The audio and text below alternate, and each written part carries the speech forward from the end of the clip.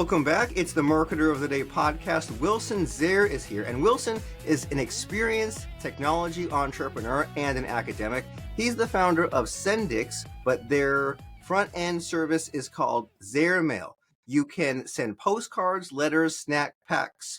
Zairmail is the fastest, easiest, and least expensive way to grow your business using the U.S. postal mail. And Wilson has also been around the block, you say a few times, but like 10, 20 times, right? He's seen some stuff going back to the beginning of the internet. He's launched 6 tech startups. He's raised over $60 million in venture capital. He teaches, he goes on podcasts, he builds companies, he accomplishes so many amazing things. So we're going to find out from Wilson himself about the secrets to his success, how he has so much time and energy to continually get educated and make these business accomplishments, and what we can learn from him as far as using direct mail, as far as growing companies, as far as avoiding mistakes, achieving greatness, so many other things. So Wilson, glad to be speaking with you. Well, thank you, Robert. It's great to see you. Thanks for having me on. Looking forward to sharing more. And I look forward to it as well. So we introduced you, but in your own words, what are you currently passionate, excited, fired up about? Today, I'm running a company called Zairmail. Zairmail is the fastest, easiest, and most reliable way to send direct mail. And direct mail, even though, for a lot of entrepreneurs, there's more focus on digital tools these days, which is great. Direct mail still has a place, a very powerful place in the ecosystem. It does some things that the digital tools we might use aren't able to do. And so the combination of those things is really powerful. And I agree completely that it's, some people write it off or discount it because it's like an old technique, but it's been around for decades. Some say old, others say established. And what I like about what you just said there is how it's useful with a combination of other techniques. And I'm always of the mindset of, well, I don't really care if it's a popular technique or not. Like, what gets attention? What gets some results? What gets customers reactivated? What makes my sequence even better? And so just what do you hear these days about direct mail? Like, why don't people do it? What are the best ways? What's the exciting happenings in direct mail lately? Well, I think that, this is a big question. Maybe I'll slice it into pieces.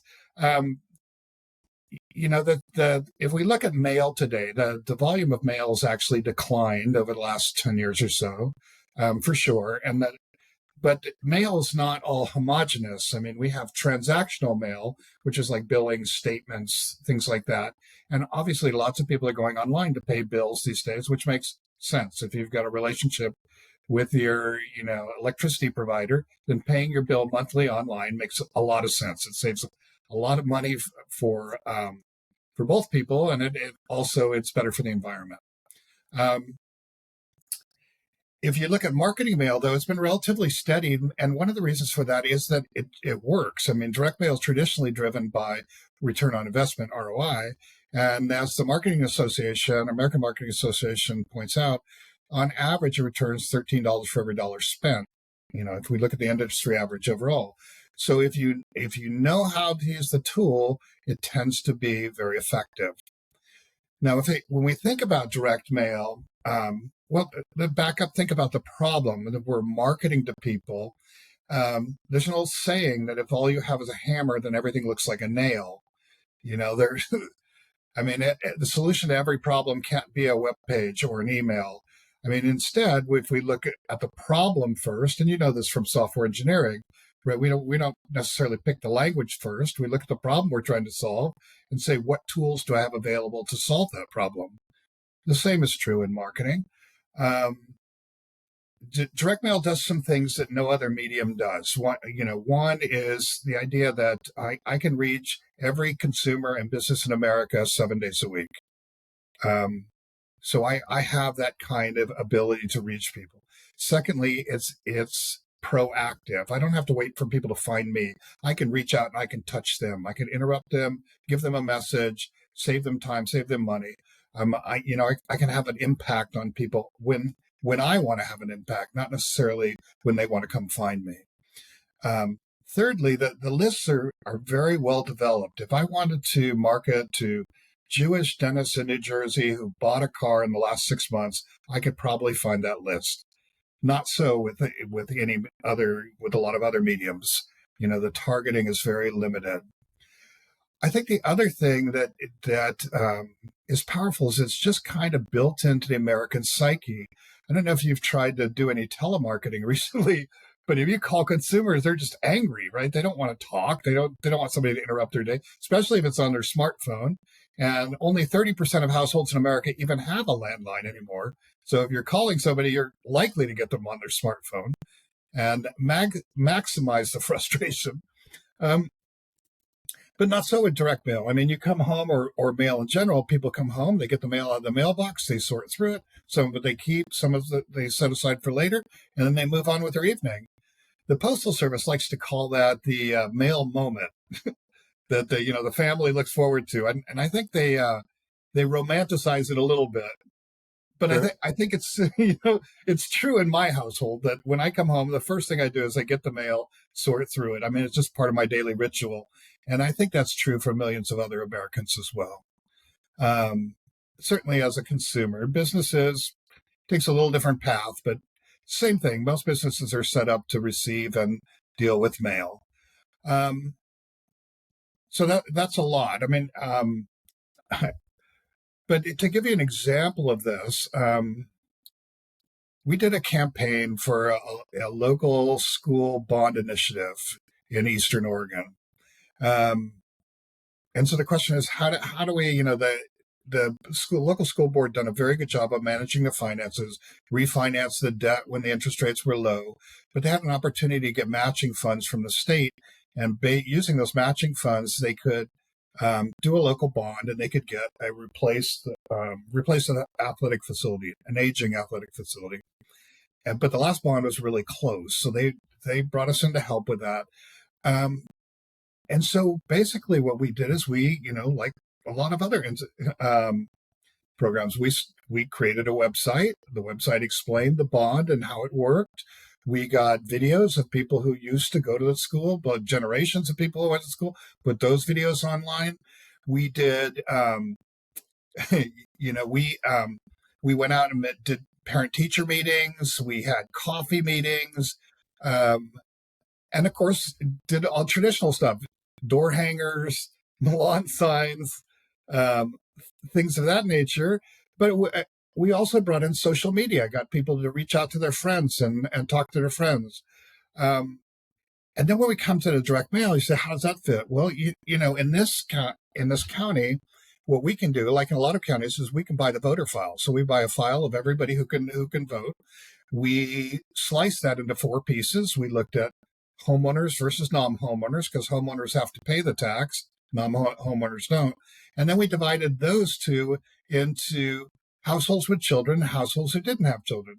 The households who have children, we have a very special pitch for them because they may pay additional money on the bond, but their kids are going to enjoy the benefits of that.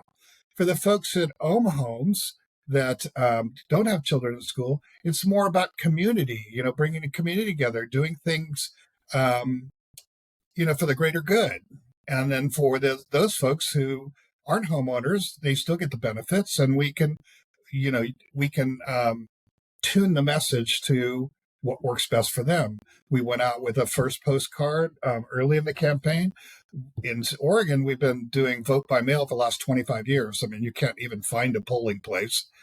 But that actually works out good in this case, because we know from the state when the ballots will be measured, when they'll be mailed, And so we can target our mail so that the postcard arrives just when people are going to vote, because some people get their ballot in the mail. Some people vote right away, and just to get it off their table or their desk. Some people hang on to it until the due date. So we would go out with one postcard just before the ballot is delivered. We go out with a second one just before the date to vote. And it was an overwhelming success. I mean, while the earlier bond measure was just barely passed, we passed with overwhelming support. And so there were other elements as well, but an example of looking at the problem and, understanding the demographic and the offer, and then using the right tool to reach the the people we're trying to persuade. I love that. This is an amazing thought process you have. Like you say, well, here's this big scary problem, but then here's kind of the shape of which our solution will fit into it, right? You say, well, here are like the marketing channels, and then here's like how we'll slice and dice our mailer list, and then here's like these customized messages we'll send for each like subset, and then here's the follow up sequence. I mean, this is amazing. And you're reminding me that just the other day, me and my wife remarked that some postcard came in the mail because, as we're recording this, it is kind of election day just passed. But Sure. then there's a lot of things to vote on election day, and you and I both know in America people are uninformed, right? And we just even if you get that little postcard in the mail about especially like the local stuff, right? And so there was like some city measure that needed to like tax an extra half a penny to pay for such and such, and the postcard came in the mail like a week before the election, and me and my wife, we got our mail-in ballots, sent them back the same day, and we were like, they missed it. And so by Mhm. hearing you, it's like in that situation, if they'd sent a postcard at the beginning, like right before we got the ballots, and then like you said, maybe some people vote. I mean, in other places we vote in person too, but then if we waited until like just before to mail it back, I mean, just that small little tweak could have made such a difference. And I have no idea what their effectiveness is, but just our impression was I don't care about this postcard. It's too late. And so, do you sometimes see this like when I mean, you just laid out like a really great way to do it, but I'm sure you see it being done incorrectly. And so, are there like these little Mhm. tweaks? Are some people like so close to the goal as far as making their marketing campaigns work? Yeah, timing does turn out to be important. I mean, that's why the speed around the platform, Zairmail platform, is a key,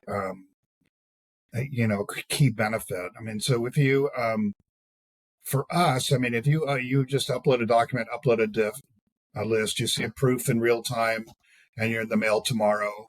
And if it's first class mail, we're seeing 3 days delivery nationwide, next day delivery about 94% of the time in the local area.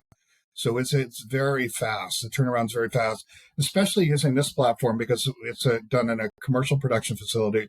We do a lot of mail. Everything's properly addressed, properly barcoded, packaged, and pre-sorted and sent to the postal service, and so it can be delivered as efficiently as possible. The other thing is that Zairmail is a software solution. We're a software company, and we do production and mailing through a network of production partners nationwide. So we route the piece electronically as far as it can go and then turn it into paper. So, the portion of the trip that it makes electronically is going to be a lot faster and a lot better for the environment, frankly. That is cool that it's not like they're all mailing out from one single location. You're saying like, hey, if we're on the East Coast and someone on the West Coast needs this, then we'll route it electronically and then mail it from somewhere closer. So it seems like the timing is very important when it comes to this whole direct mail thing. And what also interests me as far as some of these systems, because I sometimes use them in my business, how they have APIs, right? You can hook up with your existing Sure. CRM. So you say you can kind of run your existing data and say, hey, here's my list. I'll blast this to this group. Or even better, if they click on this link or open this email, then I'll fire off something like that. And so, what kind of amazing like use cases have you seen with Zairmail as far as people doing that, like connecting it to their existing systems? Um, we do have APIs in place, and we have a number of, we have some response portals, so Indian solutions that people use for mortgage marketing. Um, we've had in the past, we've had some mortgage brokers use, connect our system to their CRM and use it both for outbound and inbound fulfillment. Um, so we have a lot of applications like that. That's one of the things that's interesting about Zairmail, not only the speed. I mean, traditionally, if you're thinking about direct mail, people plan 7 to 10 days. I mean, they're thinking way out. For us, you could come up with an idea this afternoon, be in the mail tomorrow, and so it gives you a lot more flexibility in terms of planning. It gives a lot more precision in terms of timing, and then, as you say, you can tie that to other applications as needed using something like an API. Um, we could do more of that, but the advantage is that because we're a digital platform, it's really easy for us to tie applications into it. We can do all kinds of interesting things. Like, for example, if you uploaded a very large mailing, we could slice it. We can cut it into pieces and do pieces in different production facilities. Everything we mail's tracked, so you get tracking links, and we don't charge anything extra for that. You get email confirmation when things have been delivered. Um, we do, I don't know, we have all kinds of interesting applications because we have software and we have our content, and, the mail piece you upload is digital. So we have a lot of flexibility with how we format it, how we deliver it, and what kind of transformations we can make. So we You're an have innovator. You thought of a lot of cool things. yeah, I saw an application the other day. We've worked on a couple times that each postcard that goes out has a personalized QR code. And that QR code, when you scan it, will go to a specific website. But because the information's encoded in the URL in the QR code, when the person goes to the website, that website content is personalized to the recipient. That I is mean, super cool, and a lot easier to do these days than it was maybe 15, 20 years ago, right? There's all these systems where you can perform this kind of personalization, and it's sometimes fun to do. Like, I remember I used to do a thing, I used to have a sequence where when someone bought, we would look them up on social media and like send them a postcard with their picture on it. And it's like, they're going to look at mhm. that, right? Who would throw that in the garbage? So it's like, it's cool to think about the possibilities as far as the hyper personalization there, including the link tracking, the scan a QR code, and you know that the postcard or the letter ended up there. And so, since it's a podcast, it's always fun to talk about mistakes. And so when like, what kind of mistakes have you made or have you seen in all your travels, right? You've built this amazing company with Cendix and Zairmail, you've done startups, you've taught, you've been around for decades. Like, is there like a number one mistake that you see business owners, entrepreneurs make all the time repeatedly? Well, if you're talking particularly about direct mail, I mean, there's a formula we use. Basically, if you think about what makes a direct mail campaign effective, it's about 70% lists, 70% list, 20% offer, and 10% creative. So the creative, especially in a postcard, helps get people's attention. But if you want people to actually buy something, either go to a website or pick up the phone and call, then you have to have the right offer. And that offer has to be the right offer for the person you're reaching out to. So, just like any kind of sales, I mean, you need to identify the right prospect and then figure out what benefit you're going to provide, what benefit you can provide that they can't do without. And if you do that, good things happen. So sometimes we see people that aren't targeting the right audience, or if they are targeting the right audience, what they're asking for is either not attractive or not feasible. And then, of course, I've seen some really wild stuff where there's actually no response mechanism. So either the phone number doesn't exist, nobody put a phone number on it, or the phone number is wrong, or the URL that's on the piece doesn't go to a live page. So, I mean, we have to make sure that people can respond to us if we're asking for them to respond. I actually had one high profile thing years and years ago, and when we first started Zairmail, and 1999, where we had a large association based in Washington D.C. send out a direct mail campaign to thousands of people, and they put the wrong phone number on it. And unfortunately for the marketing manager who sent this out, he actually put his boss's phone number on it. So Uh-oh. everybody that called back called his boss. And needless to say, he wasn't very happy with that. But I mean, we can only produce what you give us.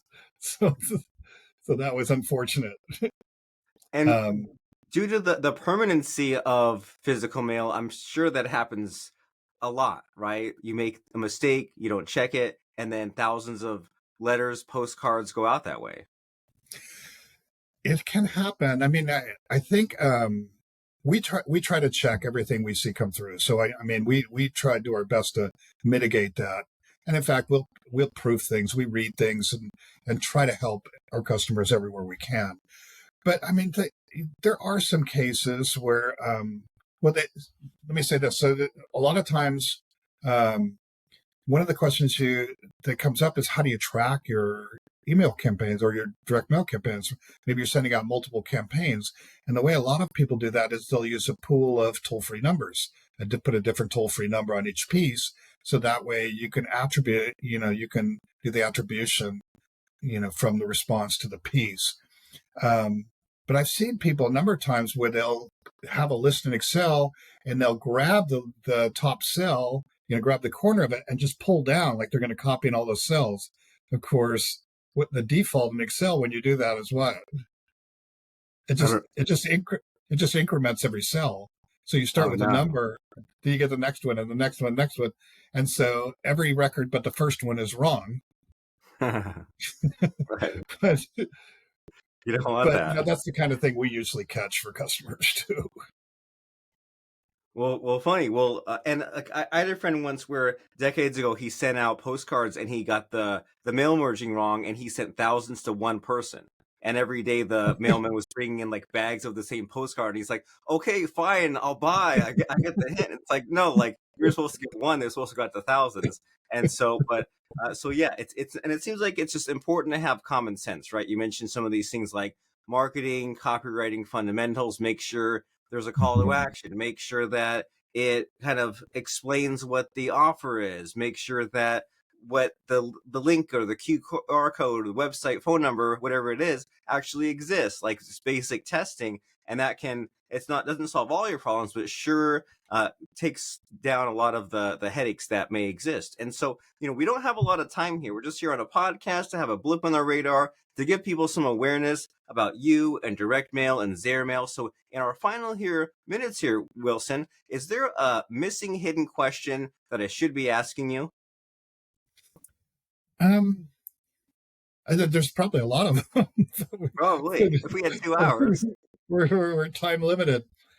You mentioned something before about a tip or some, maybe piece of advice. And I was thinking about that. And I think, this comes up a lot when we talk about entrepreneurship. There's always this idea of, or a distinction between working on the business and working in the business. And so often we get consumed with working in the business and we forget to work on the business.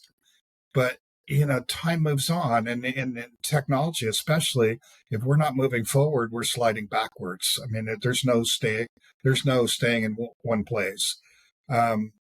So the trick for us becomes, executing in the moment, but still planning for the future. But, because the stuff that we're going to do tomorrow, oftentimes we have to build it today.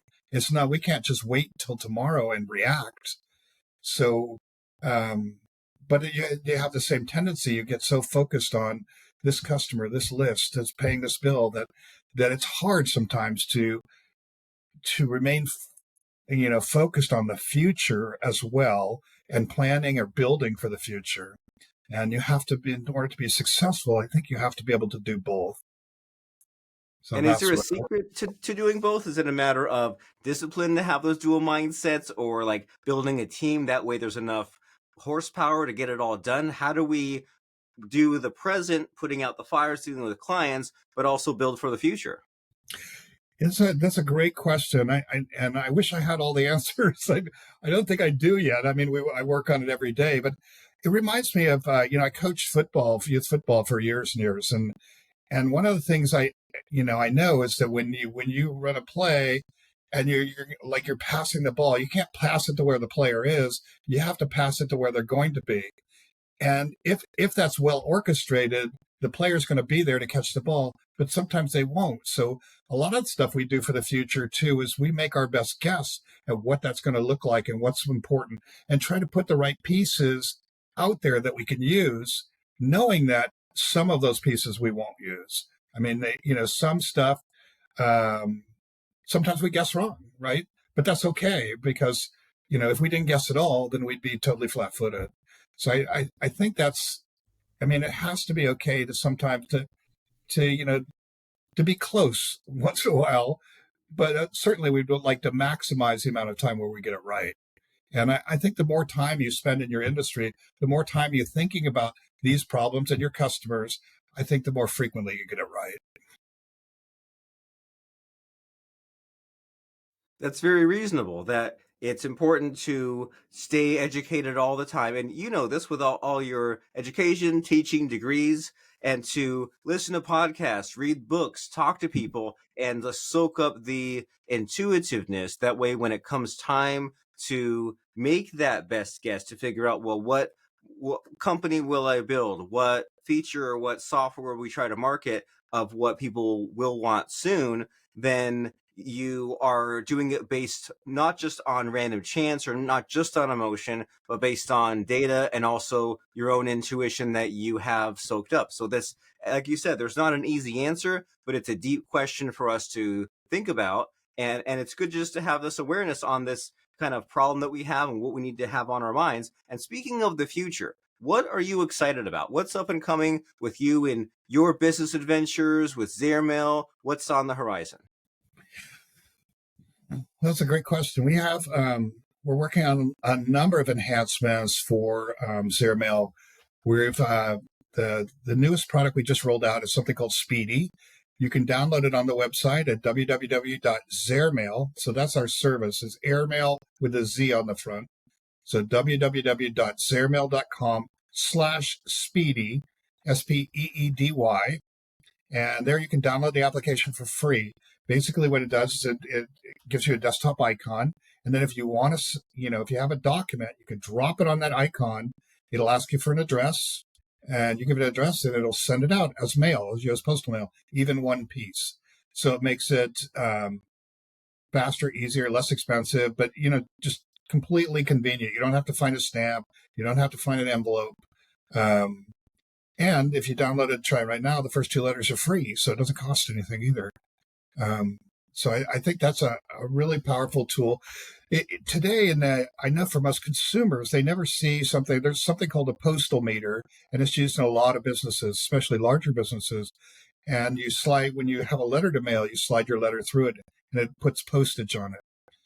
But with, in industry, a lot of people despise those machines because they cost money, and then this is another piece of hardware to maintain. You need to have space for it, you need to maintain it, etc. But with a tool like Speedy, you don't need to do that anymore. You can just drop a letter or a series of letters on this desktop icon, and out they go.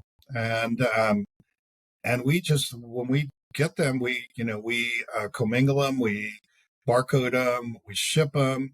We're going to give you tracking on it, and we'll send you an email confirmation when it's actually delivered. So complete end-to-end solution. We're also looking at different ways of pulling a list, getting additional list and demographics so we can target more precisely. And we're always looking to speed the process through automation. I mean, a lot of if you were a consumer today and you wanted to send out direct mail, you had 500 postcards. It's actually not easy to do that. I mean, you would have to print the postcards, put labels on them, put a stamp on it, maybe take it to the post office. They probably charge you full retail on that.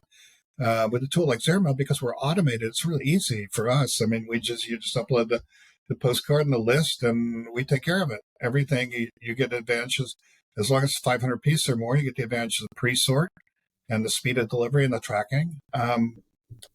So we continue to refine that solution. And then as you talked out, there's other applications that we can integrate, external applications.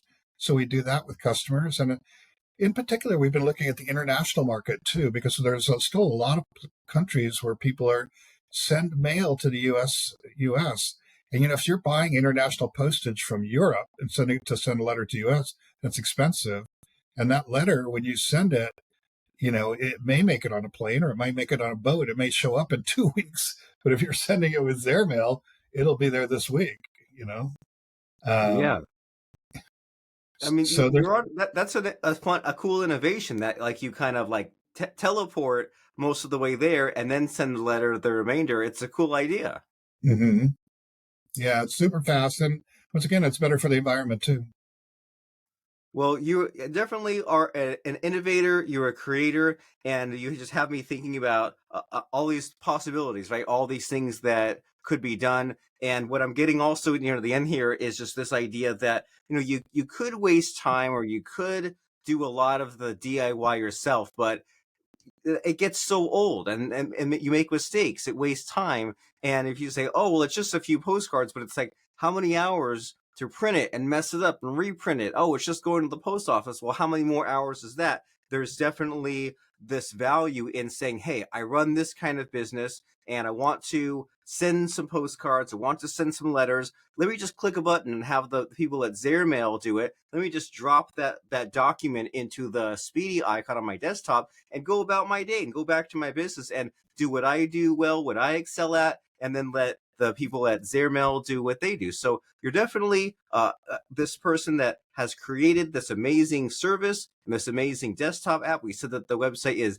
zairmail.com/speedy. Just send those first two letters free to check out Speedy, and then zairmail.com to use this service where you can send your postal mail, you can integrate it with your systems. It's really cool to have this awareness of this marketing channel, which at the beginning here of our discussion here, Wilson, you were kind of saying that mail is on the decline, right? Some people do the paperless, and you definitely don't get the same amount of like junk and catalogs you used to in the mail. So it seems like this is something worth pursuing. When people are always bragging about this like omni-channel marketing idea, right? Market on different Mhm. platforms. What about one of the oldest platforms that predates TV, predates everything else, right? The postal mail, and send that marketing message, wake some people up, make it a part of your overall campaign, and you can get enthused and excited about all the possibilities, like you mentioned about like cutting up the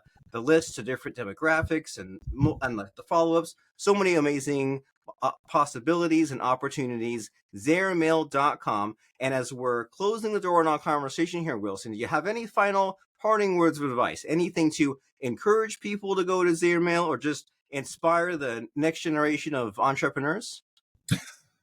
I would say if you've got an idea, you know, um, get off the couch and make it real. I mean, that's the only difference between successful entrepreneurs and everybody else is that entrepreneurs get in the game and then they put some points on the board.